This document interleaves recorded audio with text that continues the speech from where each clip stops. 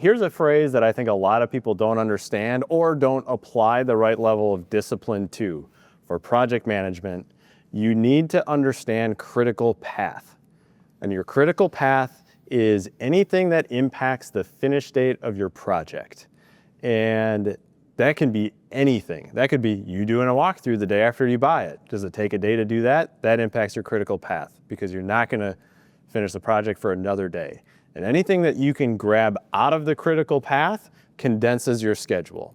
And time is money, especially when you're rehabbing houses and trying to scale up your operation too, because you usually have a lot of cash in it. So you want to compress that time as much as possible, and you have to look at your critical path. And we can get into like what is critical path. There's a whole lot of terms around that will help people like pick and choose, like, well, what do you work on first? So when you say critical path and you say that walkthrough, are you suggesting that you take that out of the path, or are you saying, hey, if you have to do it but it extends it, maybe do multiple things?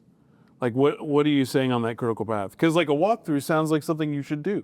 If you could do it before you buy the house and the clock starts ticking, do it then.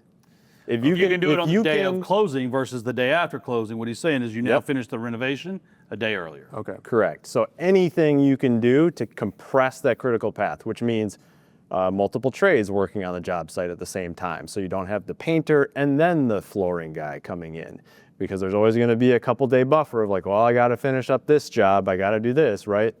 There's a lot of time lost in the handoffs between trades, between activities.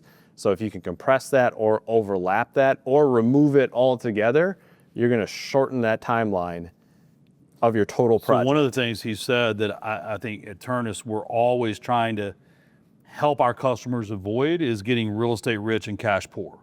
So what he talked about, time is money, and like, because obviously you owe me every month, like, you know, that bill accrues every day.